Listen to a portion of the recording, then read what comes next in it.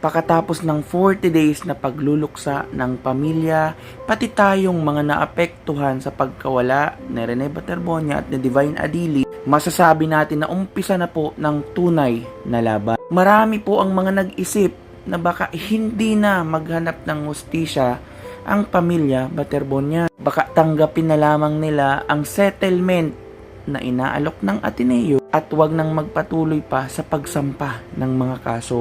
Pero mali po iyon. Hindi po susuko ang pamilya. Hindi po susuko ang mga tao na umaasa sa hustisya. Ilalaban po ito ng pamilya. Ilalaban natin ito para sa katotohanan, tulay sa hustisya. Noong unang mga araw po kasi, sabi ng abogado ng pamilya Baterbonia na si Attorney Israelito Torrio, ipalampas lang daw po namin ang 40 days mula ng pagkamatay ni Rene bago sila magdesisyon. Ito po yung pinakakinatakutan ng lahat. Magsampa ba ng kaso o tanggapin na lang nila ang offer of settlement ng Ateneo? Ano ang sabi ng nanay niya? Eto. Ano na akong giangyo sa inyo, tabangi kong ampo, makakuha kong justice. Ay kung wala inyong gugma sa ako o sa mong pamilya, sa akong anak, wala kong mahugno. Kung maaprihan pa lang among kasing-kasing, dako kayo nga samad, nga murag din na mabalik. Apan tuon ninyo, itabangan mi ninyo, aron mi maka-survive ni ini. Pero bisa kung saan na magpalipas, kasakit gyapon. Karon akong giangyo sa inyo, tabangi kong ampo, makakuha kong justice. Ayaw ko ninyo pasakti. Kaya kung ako lang, isa din ako ni makaya. Dapat kita tanan. Ato kinig makabuot, labi na sa kong anak. Salamat. Huwag din ako taman.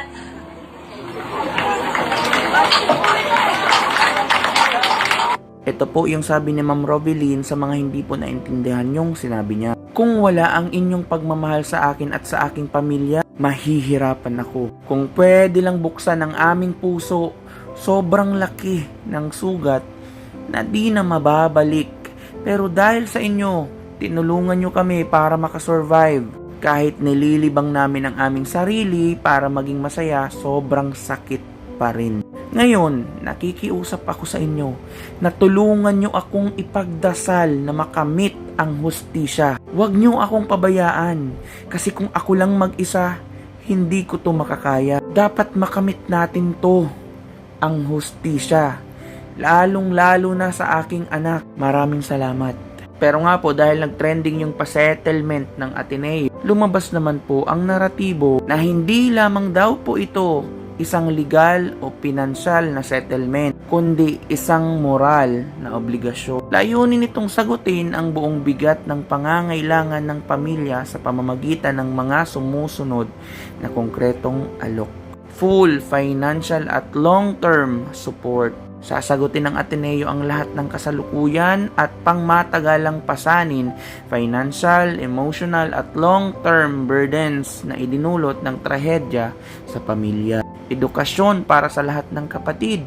Garantiya ng buong scholarship mula elementarya hanggang kolehiyo para sa 6 na nakababatang kapatid ni Rene Bobet Baterbonia sa pamamagitan ng Ateneo de Davao University. Sustento sa paglilibing, pagtusto sa lahat ng nagasto sa burol, libing at transportasyon ng pamilya. Pero sa sitwasyon ngayon, sobrang daming tao ang nagbibigay ng tulong. Kung ako, tinitingnan ko yung pamilya, masasabi ko na hindi nila kailangan yung pera. Maliban sa marami ang tumutulong, maliban sa sobrang diskarte, talino, pagiging magaling humawak ng pera ng pamilya, marami pa rin po ang sobrang willing magbigay ng tulong sa kanila. Ang pinakakailangan nila ngayon, katotohanan, tulay sa hustisya. Ulitin ko nga po, ayon sa sulat ni Atty.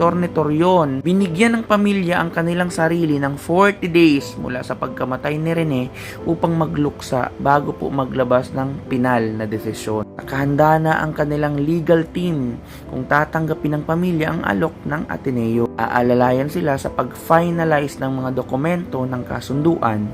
Ngunit kung pipiliin nilang tanggihan ito upang humingi ng hustisya sa korte, handa na rin sila at ang kanilang mga draft ng kriminal at sibil na kaso upang formal na ireklamo ang mga opisyal ng universidad. At ito pa po ang recent post ng nanay ni Rene Baterbonia. Nak Bobet, kung saan ka man ngayon, salamat sa mga alaala na naiwan mo sa akin at sa mga kapatid mo. Masakit man sa damdamin namin lahat, pero kailangan na siguro namin tanggapin na wala ka na. Salamat nak sa napakabait mong ugali. Salamat sa respeto at sa pagiging mapag-unawain mo sa amin. Alam mo ba na gusto na kitang makita muli, makapaglaro, makachat, mayakap.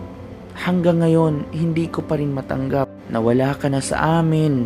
Kahit pa natupad mo ang mga pangarap mo, may kulang talaga. Sana nak, dumating ang araw na matanggap ko na wala na yung katawan mo, pero ang mga alaala mo ay hindi mawawala sa puso ko at sa puso ng papa mo, pati mga kapatid mo. Sana tulungan mo ako na makuha ang justice mo para naman ikapayapa ng aking puso. I miss you anak. Gusto na kitang mayakap. Dito pa lang po alam na natin na hihingi talaga ng katotohanan para sa hustisya ang pamilya Baterbonia.